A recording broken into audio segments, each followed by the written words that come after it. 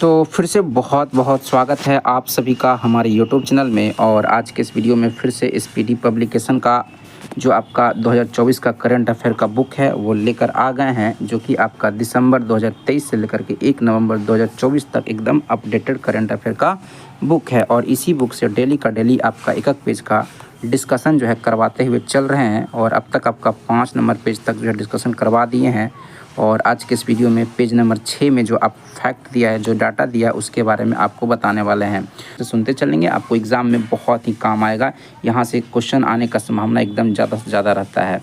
तो चलिए बात करते हैं विश्व के प्रमुख कंपनी के CEO है ना के बारे में। तो इधर आपका कंपनी का नाम है लिखा हुआ है, इधर CEO का नाम लिखा हुआ है। तो एप्पल कंपनी की बात करेंगे कि एप्पल कंपनी के CEO कौन है, टिम कुक याद रखेंगे। फिर माइक्रोसॉफ्ट कंपनी के CEO जो हैं सत्या नडेला हैं। फिर सीरम इंस्टीट्यूट ऑफ इंडिया के है ना CEO जो हैं आधार पूनावाला हैं। फिर टाटा सन्स के जो CEO हैं वो नटराज चंद्रशेखरन हैं। और टाटा ट्रस्ट के जो CEO हैं वो सिद्धार्थ शर्मा हैं। फिर आपका है मास्टर कार्ड के जो CEO हैं माइकल माईबैक हैं। माइकल माईबैक जो है मास्टर कार्ड के CEO हैं। फिर संसद टीवी के जो CEO है रंजीत पुन्हानी है, एकदम इसको याद रखेंगे। संसद टीवी के CEO कौन है, रंजीत पुन्हानी है।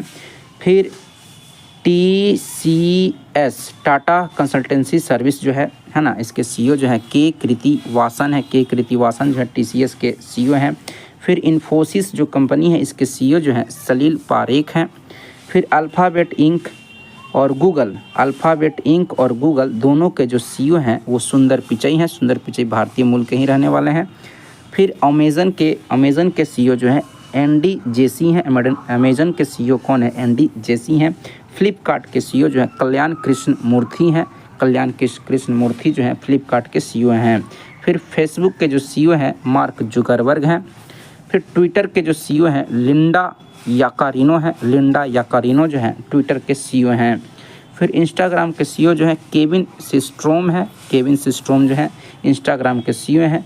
व्हाट्सएप के CEO जो हैं विल कैथकार्ट जो हैं व्हाट्सएप के CEO हैं। फिर यूट्यूब के CEO जो हैं नील मोहन है। बहुत इंपॉर्टेंट है हम सभी यूट्यूबर्स के लिए भी, ठीक है ना। इतना जानना चाहिए कि यूट्यूब के वर्तमान में CEO कौन है, नील मोहन है। ओपन AI के जो CEO हैं सैम ऑल्टमैन है ना। तो यूट्यूब का CEO जो है एग्ज़ाम में भी पूछ सकता है, कोई भी एग्ज़ाम में पूछ सकता है। ओपन AI के CEO जो है सैम ऑल्टमैन है, ठीक ना। तो जो विभिन्न कंपनी थे उसके CEO के बारे में हम लोग बात कर लिए। अब आता है भारत का 75वां गणतंत्र दिवस समारोह 2024 में जो मनाया गया है ना।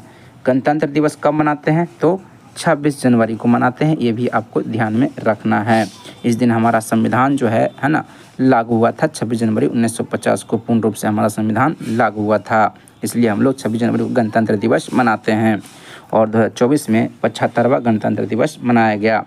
तो जो 2024 में 75वां गणतंत्र दिवस मनाया गया था उसमें मुख्य अतिथि जो थे भारत में कौन थे, तो फ्रांस के राष्ट्रपति थे इमैनुअल मैक्रोन जो थे फ्रांस के राष्ट्रपति, ये मुख्य अतिथि थे है ना 75वां गणतंत्र दिवस में। राज्य केंद्र शासित प्रदेश श्रेणी में सर्वश्रेष्ठ झांकी किसका रहा, तो पहला स्थान था उड़ीसा का है ना। उड़ीसा को जो है 75वां गणतंत्र दिवस समारोह में है ना झांकी में प्रथम स्थान मिला था, जिसका विषय था विकसित भारत में महिला सशक्तिकरण।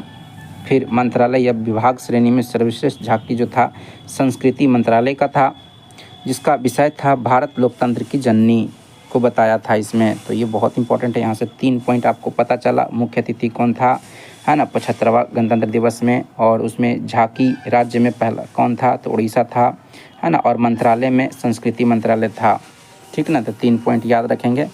फिर 2023-24 में प्रधानमंत्री यानी कि हमारे जो वर्तमान में प्रधानमंत्री हैं नरेंद्र है ना मोदी जी जो हैं, उनको सर्वोच्च पुरस्कार विभिन्न देशों में दिया गया। तो है ना कौन कौन से देश के द्वारा कौन कौन सा पुरस्कार दिया गया 2023-24 में, ये हम लोग बात करेंगे। तो एबाकल award by the Republic of Palau 2023 में दिया गया था, पलाऊ गणराज्य के द्वारा प्रधानमंत्री नरेंद्र मोदी को दिया गया। फिर आपका है companion of the order of Fiji 2023 का अवार्ड जो है ना प्रधानमंत्री नरेंद्र मोदी को फिजी सरकार के द्वारा दिया गया। Companion of the order of लोगोहू 2023 पुरस्कार जो है पापुआ न्यू गिनी के द्वारा प्रधानमंत्री नरेंद्र मोदी को दिया गया। फिर ऑर्डर ऑफ द नाइल 2023 पुरस्कार जो है सर्वोच्च पुरस्कार है मिस्र का, है ना, ये प्रधानमंत्री नरेंद्र मोदी को दिया गया। फिर आपका Grand cross of the Legion of Honour 2023 पुरस्कार जो है फ्रांस का सर्वोच्च पुरस्कार है जो कि प्रधानमंत्री नरेंद्र मोदी को दिया गया। फिर एक Grand cross of the order of the honour 2023 जो है ये आपको ग्रीस सरकार के द्वारा, है ना, ग्रीस जो एथेंस है ना इसकी राजधानी है ना, और ग्रीस सरकार के द्वारा जो है 2023 में नरेंद्र मोदी को grand cross of the order of the honour 2023 दिया गया। फिर आपका है order of Druk Gyalpo 2024 order of Druk Gyalpo 2024 पुरस्कार जो है भूटान सरकार के द्वारा, है ना, वहाँ का जो सर्वोच्च पुरस्कार है प्रधानमंत्री नरेंद्र मोदी को दिया गया। फिर Order of Saint Andrew the Apostle 2024 पुरस्कार जो है रूस सरकार के द्वारा दिया गया, जो वहाँ का सर्वोच्च सम्मान पुरस्कार समान है। फिर है डिक्शनरी द्वारा चयनित वर्ड ऑफ द ईयर के बारे में हम लोग बात करेंगे। तो डिक्शनरी का नाम इधर आएगा, ठीक है। वर्ड ऑफ द ईयर 21 में क्या था, फिर 22 में क्या था, फिर 23 में क्या था, इसके बारे में हम लोग बात करेंगे। तो ऑक्सफोर्ड जो है ना डिक्शनरी है, इसका 2021 में वर्ड ऑफ द ईयर क्या था, वैक्स था, है ना, और 2022 में ऑक्सफोर्ड का क्या था, गॉब्लिन मोड था 2022 में, और 2023 में रिज जो था word of the year Oxford का था, है ना। 22 में क्या था, 23 में क्या वर्ड था ऑक्सफोर्ड का, ये आपको, है ना, इसी तरह से दिया हुआ है। तो ऑक्सफोर्ड का 21 में वैक्स था, 22 में गॉब्लिन मोड था, 23 में रिज था। फिर आपका मरियम वेबस्टर जो डिक्शनरी है, इसका 21, 22, 23 ऐसे करके वर्ड आपको ध्यान में रखना है। तो 21 में वैक्सीन था वर्ड ऑफ द ईयर, फिर 22 में गैस लाइटिंग था, गैस लाइटिंग 22 में word of the year Merriam Webster का था, और ऑथेंटिक जो था, है ना, 23 में था। कैम्ब्रिज डिक्शनरी का जो था 21 में NFT था, 22 में होमर था, 23 में हेल्यूसिनेट जो था 23 का था word of the year Cambridge dictionary का। कोलिंस जो डिक्शनरी है, इसका 21 में परसेवेरेंस जो था वर्ड था, 22 में परमैक्राइसिस जो था 22 में था, और 23 में AI था, आर्टिफिशियल इंटेलिजेंस जिसको कहते हैं। फिर dictionary.com जो था, है ना, इसका 21 में एलिसिप वर्ड था, वर्ड ऑफ द ईयर था। वोमेन 22 में था वर्ड ऑफ द ईयर, और 23 में हेल्यूसिनेट था dictionary.com का वर्ड ऑफ द ईयर। तो इसको एक बार आप लोग क्या करेंगे, स्क्रीनशॉट ले करके इसको एक बार नज़र देख लेंगे अपने से शांति मन से। फिर आपका है, बहुत इम्पोर्टेंट है ये सब, ठीक ना। फिर इसरो का वर्ष 2022 से 24 के जो प्रमुख मिशन रहे उसके बारे में हम लोग बात करेंगे। तो एक आपका उपग्रह या मिशन इधर है, और प्रक्षेपण तिथि क्या रहा, और प्रक्षेपण यान या रॉकेट क्या था उसके बारे में। EOS 8 मिशन जो है इसको प्रक्षेपित किया गया 16 अगस्त 2024 को, है ना। रॉकेट का नाम था SSLV D3 से।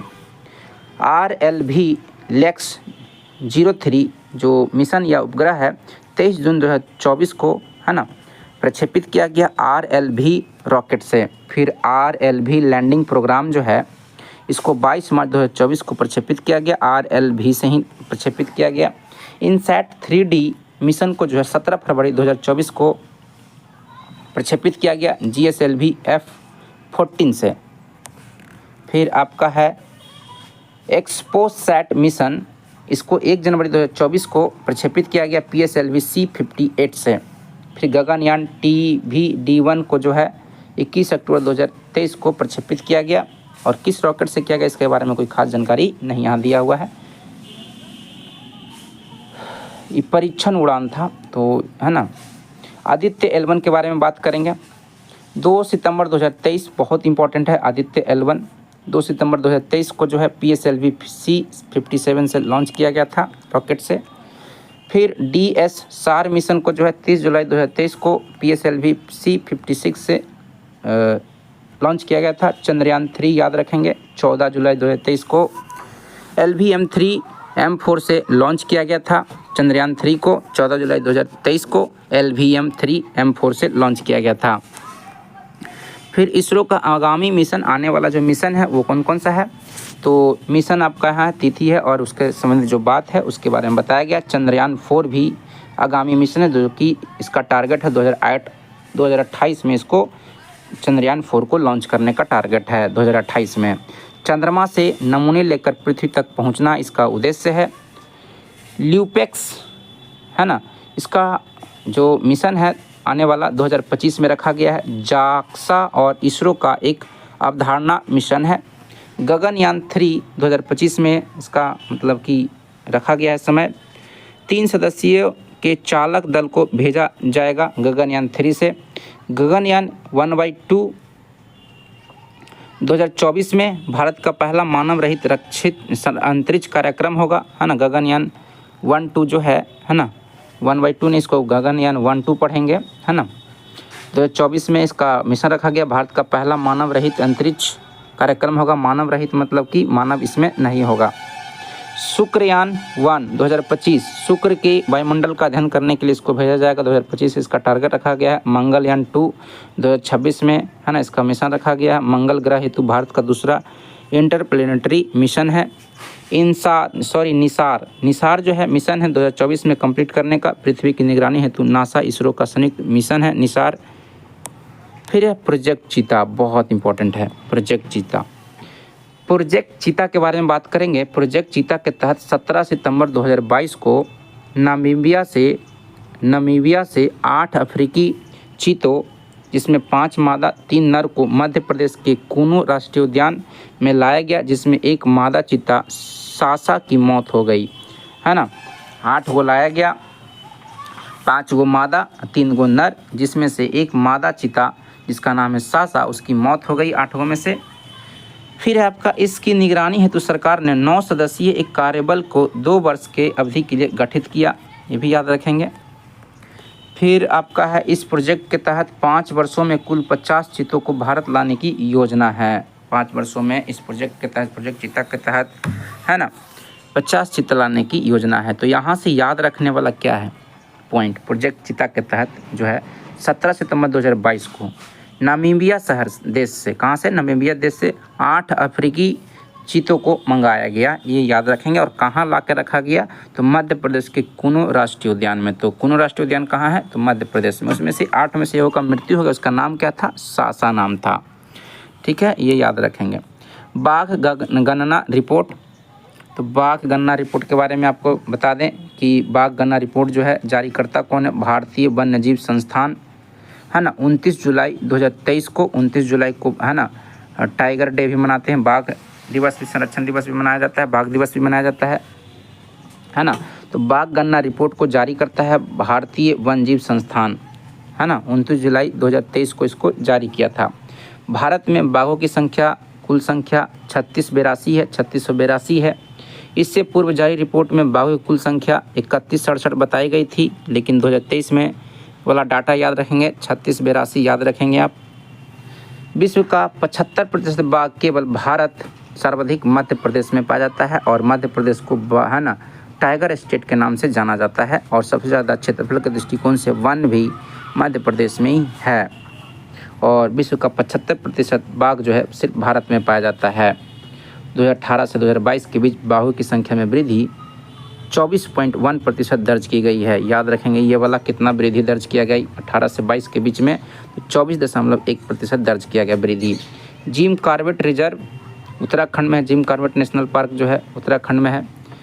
में देश के सबसे ज़्यादा बाघ 260 बिहार है, ठीक ना। जिम कॉर्बेट रिजर्व में जो है देश में सबसे ज़्यादा बाघ अभी वर्तमान में उत्तराखंड के जिम कॉर्बेट में है ना, 260 हुए। बिहार में बाघों की संख्या 2018 में 31 था, 2022 में 54 हो गया। 2022 में कितना हो गया, 54 हो गया। पर्यावरण, वन एवं जलवायु परिवर्तन मंत्रालय के रिपोर्ट के अनुसार भारत में बाघों की कुल संख्या 3925 है, तथा वार्षिक वृद्धि जो है 6.1 है। ये आपका 3925 जो संख्या बाघ का बताया जा रहा है, ये पर्यावरण, वन एवं जलवायु पर्यटन मंत्रालय के द्वारा बताया जा रहा है। और 3682 जो है ये बताया जा रहा है भारतीय वन जीव संस्थान के द्वारा बताया जा रहा है कि 3682 है। तो इस तरह से आपको है ना बाघ रिपोर्ट के बारे में बता दिए और बहुत ही इम्पोर्टेंट पेज था ये। ठीक है, मिलते हैं नेक्स्ट वीडियो में। Thank you.